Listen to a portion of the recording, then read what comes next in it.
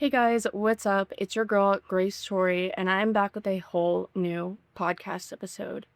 Today we're going to be reading Best of Redditor updates that are just top of the list. Lots of people have lots of opinions about it, so we're definitely going to be seeing what's going on. Before we jump in, I am going to address the elephant in the room.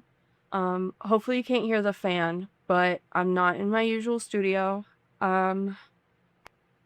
Basically something happened to Evie, and she just tragically passed away.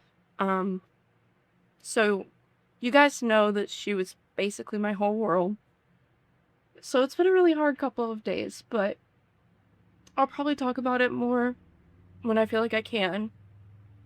And I don't want to start the video off with such sadness, because Evie would probably resurrect just to beat my ass if she saw this. But yeah, so I'll probably talk about it more when I can, but right now I don't think I'm ready to, so we needed a change of scenery. I don't think that I'm ready to just revisit my studio where her and I pretty much spent all day every day yet. So we're in my room and Josh's room where we also spent all day every day, but we got to do it somewhere. So yeah. Don't forget to like, comment, subscribe if you like updates or story times or Reddit. I don't really know how to change the topic, but I guess we'll just go ahead and jump in. Yeah, sorry for the vibe killer. I'm Grace Story, and you're listening to That Girl the Podcast.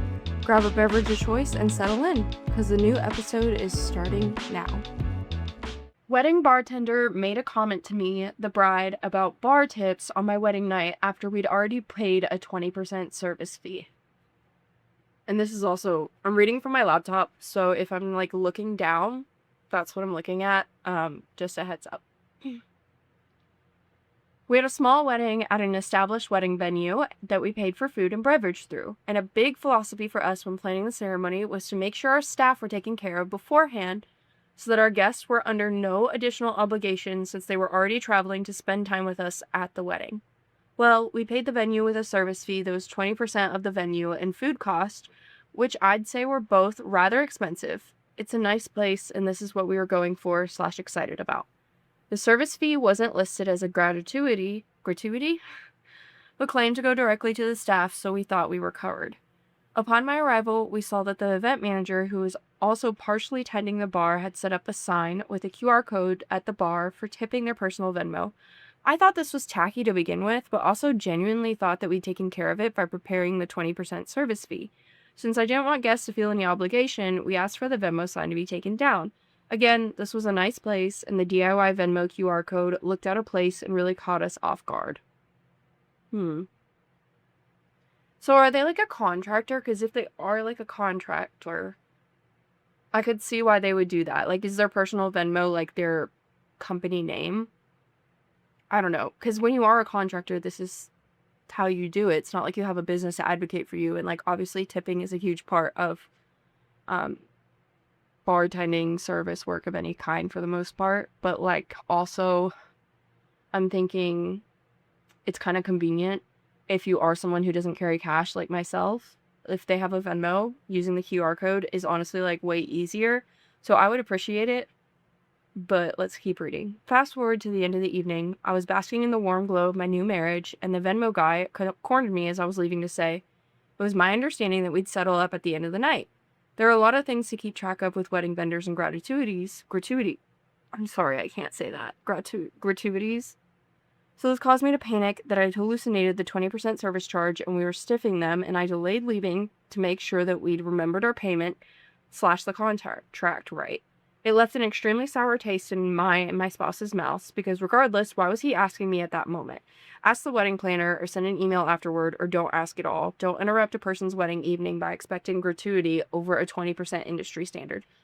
Yeah, I do agree. They have a wedding planner for a reason. That's who you should go to about these kinds of things. So they literally paid money for this person to handle that, not them. But that's who you should always go to. A top commenter did say to reach out to the company, since the sign was DIY. It probably wasn't company official, and so they should know. And also, like, obviously, it was not appropriate to ask for money at that moment. Here is an update from June 4th, which is over 1 week later, but this did happen in 2026, so it's pretty recent. Hi everyone, original post hyperlinked here. Sorry, I'm not quite sure how to best update everyone since I first posted a week ago. I've had a delightful week on my honeymoon. Thank you for your congratulations, continued interest in this incident, thoughtful discussion, and patience in my delayed response. The wedding venue manager got back to us and confirmed that no additional gratuity was expected and that the bartender/event manager who approached us, there seems to be a bit of confusion in some of the replies. This was not a separately contracted bartender. It was an employee of the venue. Was completely out of line in doing so. Okay, that answered my question. Like, it was an employee. So, yeah, that's not appropriate. I know that the tip should go to the, like, person directly and maybe not the company, but I obviously, like, that's not professional either. So, I think that maybe if they did a Venmo, it should be, like, a group Venmo and they just, like, put the bartender's name. I don't know. I feel like there's a solution that's not this, where everybody can have some sort of response, or they just tip the old-fashioned way. They also got a 20% tip, which is like a lot, so there is that whole point. The email stated we should never have been approached during the event and that there will be an internal meeting with the team to ensure it does not happen again to another wedding couple. They were apologetic, said it was unprofessional and must have been very uncomfortable, and we were thanked for our feedback. It's definitely worthwhile to say something. Even if it couldn't change what happened to us, I'd be really happy if it simply prevents a bride in the future from the discomfort I felt. Thanks for encouraging me to email. I'm also really glad that my husband and some other family members backed me up in not caving to the employee who was tip bullying me unnecessarily. Also, as an astute commenter has pointed out, even though this incident sucked and was really uncomfortable, if this was the worst thing that happened at our wedding, we made out pretty well at the end. Yeah, I agree. I'm not really probably gonna give my opinion too much just because I feel like I'm not, like, coming at it with the most clear-headed headspace, so I'm not sure my opinions are very, like, well thought out or reflective of, like, how I feel. So I'm really gonna be counting on you guys if you are on a platform where you can comment down below. Let me know your opinions. 'Cause yeah, I just need a little help with that today. My boss is rude to my husband. I work as a bookseller, and about a year ago, our bookshop got a new manager. This was a great thing for the shop and for me personally. He's much more competent than anyone we've had in the past and has a real drive for developing people. I happen to be the person he's focused on developing, and it's been wonderful.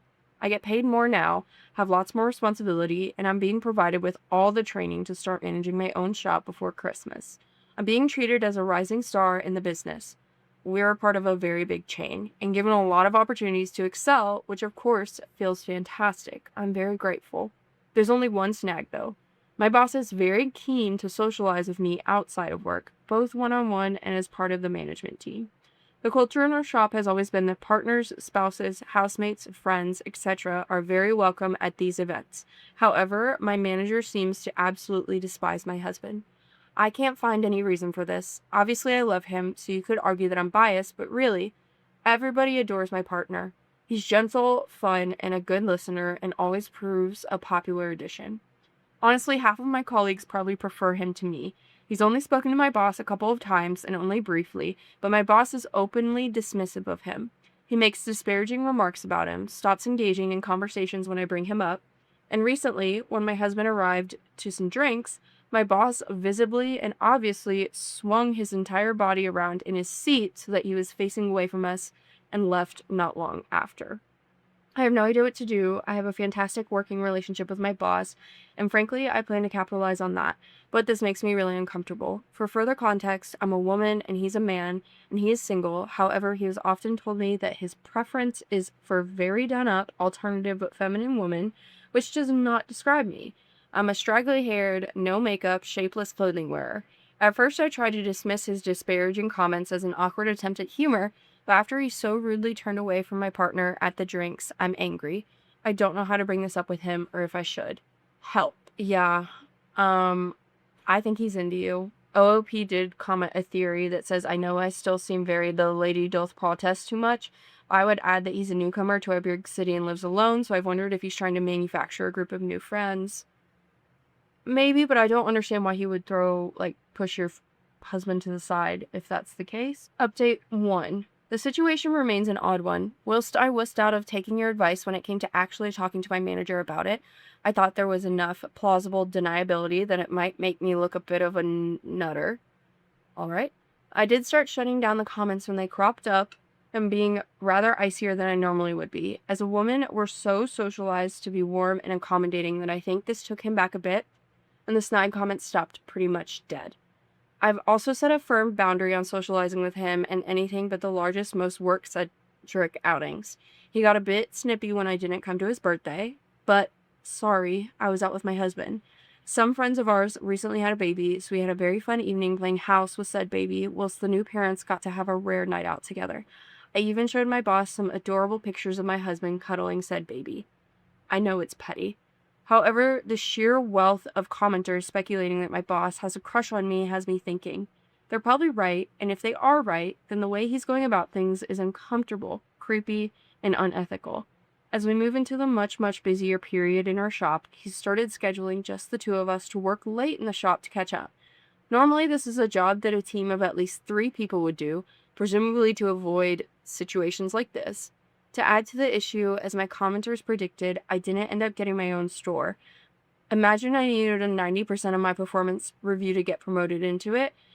They gave me an 89.999. Boss and the HR rep, who always sits in on these reviews as a representative of the regional manager, said in recognition of how hard I work and how many additional duties I take on, they'd enter me for a specific excellence reward, which comes with a cash bonus. They've since come back to me and said, unfortunately, it turns out that's not what the award is for.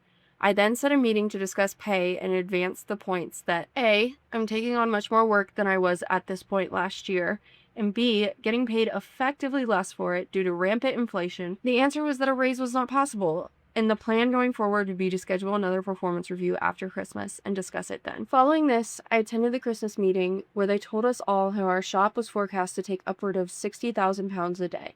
I've had a couple of days since then to reflect on how I feel, and I've come up with undervalued and pissed. So in short, it's become time to fall back on your wealth of CV and interview advice. Allison. Who's Allison? Thanks to your website, I've never felt better placed to job search. There's a vindictive part of me that really hopes I find something new before Christmas. I know everybody feels like their workplace would collapse if they left, but realistically our store is already a bit like a Jenga tower on its last legs. If I take off during the peak season, it'll fall apart like a wet cake.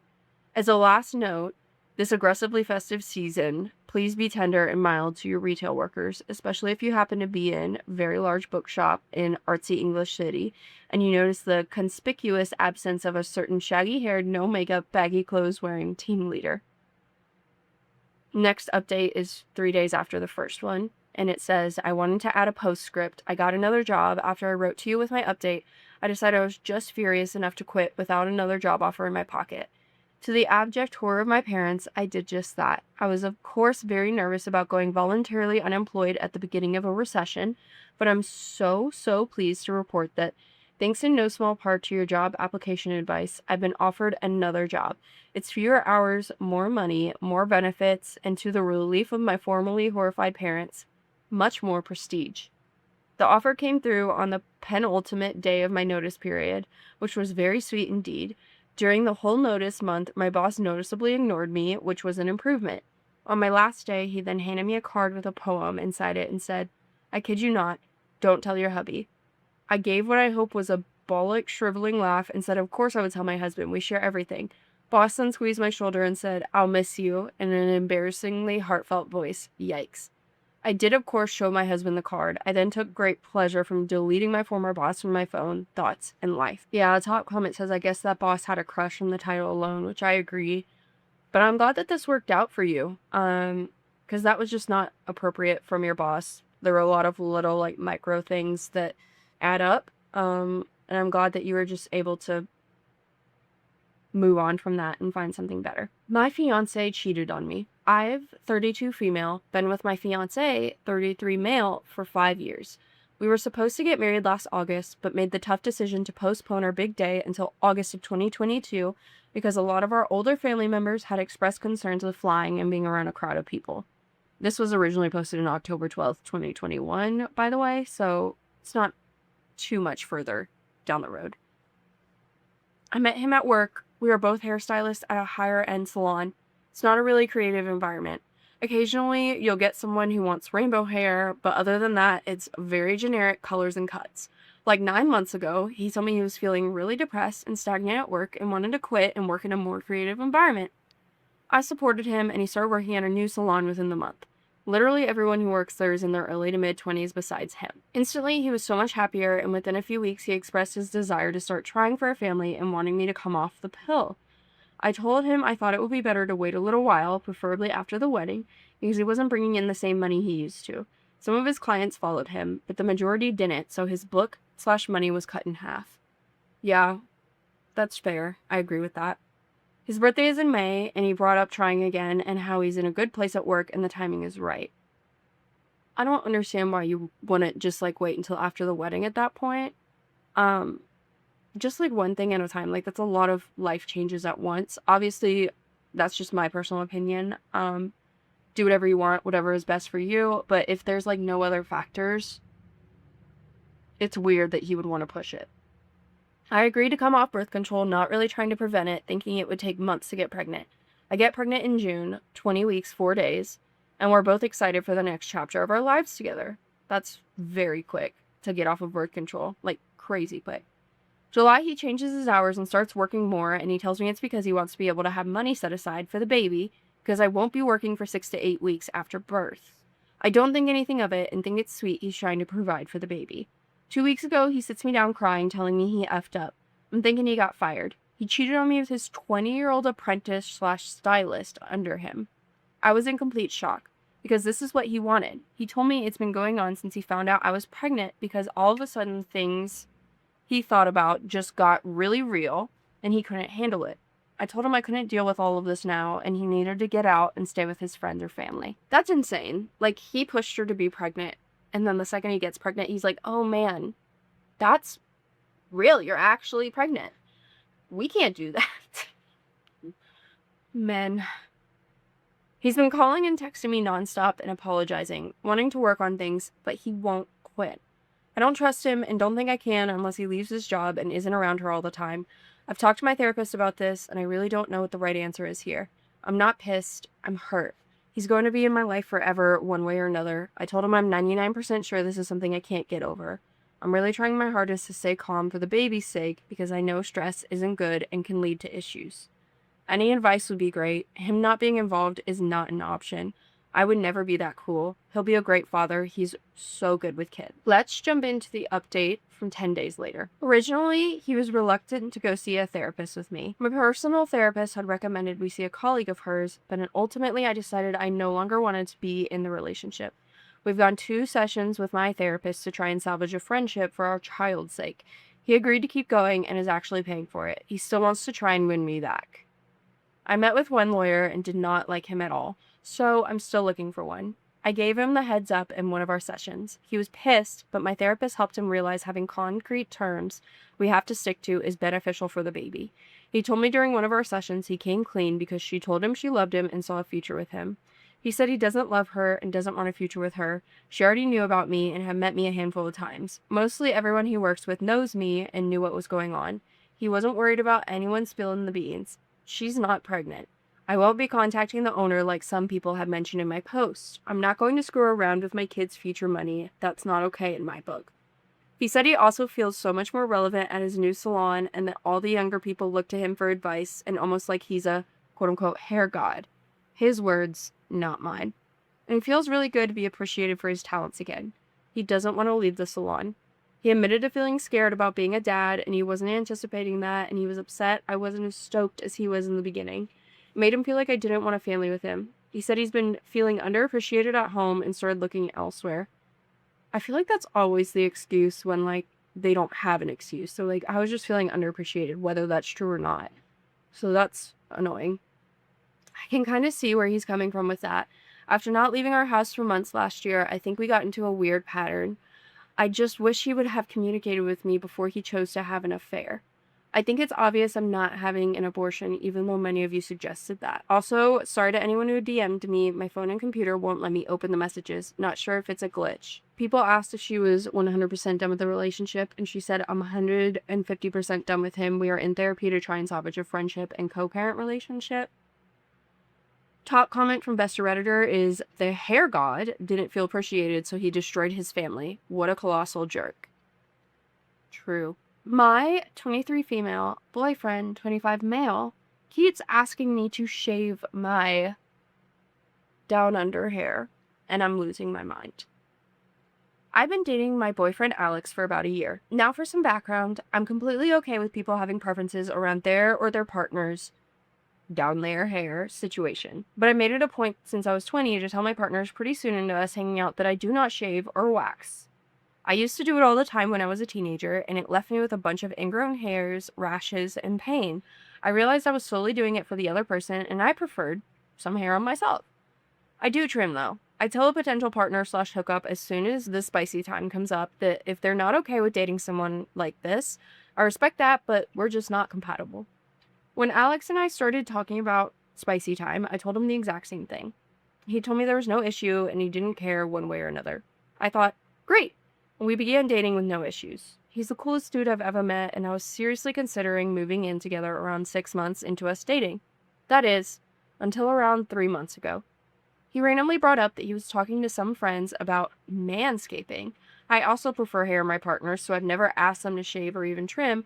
Alex trims his a little, but no shaving. And they were saying they were lucky all the girls they'd hooked up with were cleanly waxed or shaved because down their hair on women looked quote-unquote gross. He said he didn't agree with them that it was gross for women to have that, but that it was weird he was the only guy with a girlfriend that did not shave or wax, so he asked me if I would oblige to the request. I told him that I was serious early on about not shaving, and he had agreed to be okay with that and told him I wouldn't. I thought that that was the end of the convo, but no. He's begun bringing it up around every other week. Every single time I have told him firmly that I will not shave or wax, and he has still continued to bring it up. I've asked him why the sudden interest in me being shaved, and he says he just thinks it's weird that I don't shave when so many other girls do. I'm at a point where I'm sick of this, and I'm seriously considering breaking up, but most of my friends think I'm being unreasonable and should find another solution. What do you guys think? Edit, he showed me the combo in question, and he never mentioned mine to his friends, only that he agreed that bald look is better on women. As far as I know, he doesn't discuss me in that manner to them. Yeah, top comment is just talking about how you need to get rid of him. He changed his mind after his buddies embarrassed him. He doesn't have like a backbone or think for himself. So yeah, kick him to the curb. I personally think that, again, like this is something that you get to decide, and finding a compatible partner is a part of that. If your partner asks you to do that and you aren't really like attached one way or another, I think it's totally fine to be like, yeah, sure, whatever, I'll try it once. Like, but if you are standing on business and that is something that's important to you, like important enough to bring up when you start dating, then I would definitely leave him, because clearly he isn't a man of his convictions and can be easily swayed. Let's read the update from 4 days later. I wasn't sure if it was worth updating such a small post, but I'm a frequent lurker on this sub, and I know I love all kinds of updates, so I figured I'd go ahead. So I spoke to Alex Friday night, and I basically just told him I needed him to tell me the truth about what was going on, because I wasn't going to keep dealing with him asking me about it every week. I told him I loved him, but he knew before we became official that I did not shave or wax, and I didn't understand why he had become so insistent on it. His response was predicted by at least one of you. He said he was actually never okay with how I kept things. He said that every girl he had been with before me was clean, his words, and then I decided to put up with hair because he wanted to date me, but that truthfully, it grossed him out every time he saw it. He also said that his friends, quote unquote, would have never considered dating a woman who didn't take care of herself. Again, his words. That he wanted to look past the physical since he thought I could be special. I was pretty shocked to say the least, since he'd frequently joke with me about the schmorn industry's influence on grooming habits. I asked him why he didn't just tell me this, as opposed to his ridiculous "most girls do" it argument. He said he just didn't know how to tell me the truth. I asked him if his plan was to just keep asking me until I gave in, and he told me eventually he was going to tell me the truth. I don't think this is true. I think he had a conversation with one of his bros and they told him this and he's like, you know what? You're right. But I don't think he's always thought this. Maybe though. I don't know. Long story short, I ended things. I know it may seem frivolous or petty to some people, but to me it went beyond his preferences for types of shaving down there. He annoyed me with it for months and stuck to a stupid argument instead of being honest with me. To me, that shows immaturity. He's 25, not 19. That's not a quality I want in my partner. Oh, and also, I'm not sleeping with someone who thinks having down their hair makes me gross and unclean. Yeah, I agree. Like, imagine if you walked up to a man and said, hey, you need to shave your head. The fact that you have hair is just really unclean and gross. Crazy, right? Or, hey, why aren't you shaving your armpits? The fact that you don't just makes you really unclean and gross. No one would ever do that, I don't think. At least I haven't read a Reddit story about it or anything. So I don't know why this is like any different. So top comment is, I've always hated the clean argument as if hair is inherently dirty. You're better off without the moron. And then OOP said, my skin looked awful and unhealthy when I was hairless and supposedly clean. I will take hair over gross bumps and scratchy skin any day of the week. And there is an edit that I'll read real fast. It says, obligatory, didn't expect this to blow up. Thank you to everyone for the super sweet messages. I'm really not an inspiration though, just a gal who's learning to put her body's health over her partner's comfort. To all of y'all telling me I'm gonna die alone because I won't shave, I like my own company, so that's fine by me. And then the top best of Redditor comment says, it stopped being about hair the moment he refused to accept no as a complete answer. And I agree. Let's read one more. It's titled, my 25 male wife, 25 female, has 1,000 plus matches on Tinder.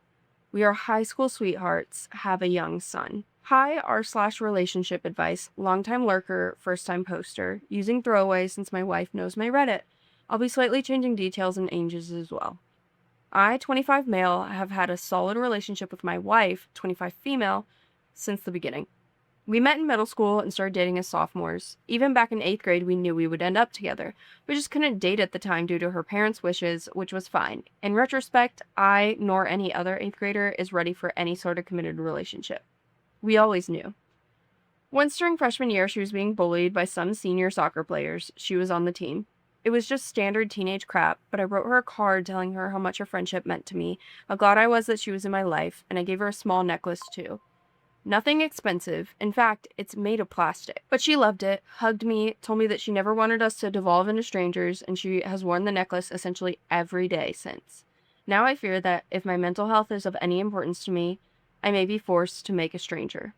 We went to the same college. She followed me to school, something I advised her not to do unless she wanted to go to the institution on its own merits. She insisted she did, and that I had nothing to do with it. Dated throughout, went to parties together, etc. I never worried about her fidelity, and she never worried about my own, something I thought was a good sign. If she was worried about my faithfulness, I thought she may be projecting about her own struggles with upholding our mutual trust. Fast forward to 2 years ago. We are both newly graduates. I get a solidly paying job right out of college as a writer for a local newspaper. I also took on editing duties, and being in a pretty big city, I was paid well and was/is actually a minor celebrity in the area. I also go on TV to report from time to time, and I'm featured as a guest on some local programs. My then girlfriend and I got an apartment in the city. She also has a decent job as a manager at a local restaurant. Things were going smoothly. I'm not being arrogant. This is just an important detail for the next bit. Around 18 months ago, I get a call from my girlfriend. She's pregnant. I, being a 23-year-old at the time, was of course a bit frazzled. I considered the options in my head. Adoption, abortion, being a father. I didn't raise those first two options to my then girlfriend. I thought that may come off as insensitive. She wanted to keep it. I figured I was young, wealthy, mature for my age, though I suppose most young adults think that. I agreed that we should keep it, and once that decision was made, I got pretty excited about the prospect of being a father. Pregnancy went well until the very end. Then, girlfriend got injured. She dealt with depression after that, irrationally thinking that the baby was hurt, despite our doctor confirming that it was fine. Idiotically, I decided to propose to her. I wanted to marry her for sure, and it would be good for the baby to have a mom and a dad who were married, I thought. I also wanted to cheer her up. We got married a few months after the birth of our son. She got serious postpartum depression, and my job got more demanding. I wasn't able to be home as much. My status grew, and my wife was still carrying a little weight. Still not overweight, but she was clearly upset about it. She seemed really insecure that I was cheating, but I wasn't. Not even close. I never even considered that. Last week, my wife leaves her phone on our kitchen table as she does the dishes. It vibrates, and I look over at it. I wasn't trying to snoop. Sometimes when a phone vibrates, your first reaction is to take a glance, you know? It was a new Tinder match. My heart instantly started racing, but my wife was across the room, so I didn't pick it up to further investigate. I couldn't sleep that night for obvious reasons, and my wife finally knocked out around 1 in the morning. Baby keeps us both up. My curiosity got the best of me, and I opened her phone. We have each other's fingerprints registered on the other's phone, and she has over 1,000 matches. I didn't dare look at the conversations. It would have killed me. I put the phone down and don't sleep at all that night. It's around a week later, and I've probably slept a total of 13 hours since then. I can't eat. When my wife asks what's wrong, I just chalk it up to my work, which is also getting affected. I'm at a loss, Reddit. I can't talk to my friends about this since a lot of them are also close with my wife, and I'm not sure she's actually met up with any of the matches, so I don't want to make a big deal over nothing. Sorry for the long post. My mind has been racing forever and I haven't slept. Hey, so just want to say, this isn't nothing. Even if she hasn't met up with any of them, I still believe that's cheating, and I think most people would agree with that, so it's not nothing. Let's go ahead and read the update from June 18th, 2019, which is 8 days later.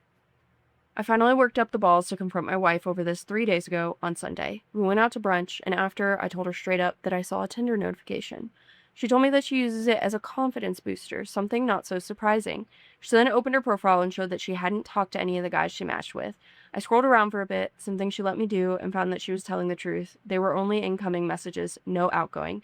I told her that she made me very uncomfortable and that I still loved her very much and that she shouldn't be unconfident. She said that she was insecure about her pregnancy body. She didn't think I was attracted to her anymore. She had nagging thoughts that I was having an affair, not true at all, and that she would never see another man. I asked her to delete it, and she did instantly. She told me that if I was still paranoid, I had every right to snoop on her phone from time to time without permission. I told her I had no intention of doing that. I don't, because I don't want to be that husband. We're off to couples therapy, but I think we'll be all right. I just hope she gets her confidence back soon. She has no reason to be insecure. Top comment says she admitted that she effed up and you guys made the decision to seek therapy and move forward. This is the best possible outcome for this situation. Rebuilding trust will be hard, but you've got this. Best of luck to you both. Yeah.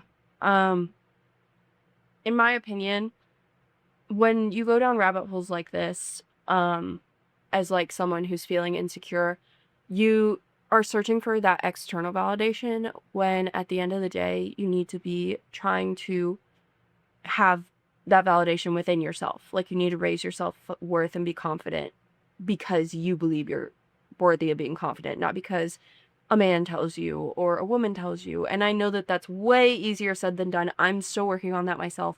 But in my opinion, the best way to do that is to go to therapy. And they're going to couples therapy, but I think she would benefit from some individual therapy as well. Because until you are self-confident and you find that worth within yourself, you're always going to just think that you're not good enough. Like the second that you can have 1,000 people telling you you are, and the second that one person says that you're not, you're gonna believe that, unless you're confident within yourself. So yeah, that's our last story. Definitely comment your thoughts down below if you can. Don't forget to hype the video. I know that things are a little bit rough right now. I don't really know what the future holds at all. I can't try and think that far ahead. But I'm gonna do my best to stay consistent and post for you guys. Can you please, I am begging you, comment favorite books, favorite movies, favorite TV shows, anything. That's something I'm really struggling with because everything I read, everything I watched, Evie and I did together. So I'm trying to find new stuff. I'm finishing Off Campus right now. I started it yesterday, and that's been good. I just want really uplifting, doesn't have a crazy plot where it's just kind of like easy to follow. So if you guys can do that, if you're on a platform where you can send it to me on Instagram. I'm trying to stay off of socials just because I am. It's just a lot right now. But yeah, thank you so much for listening and watching, and I hope you still found some sort of entertainment from this. I love you guys so much. I typically upload every single Sunday and Wednesday. But yeah, I'll catch you guys later. I love you. Thank you for being there. And it's pretty much it from me. Bye, guys.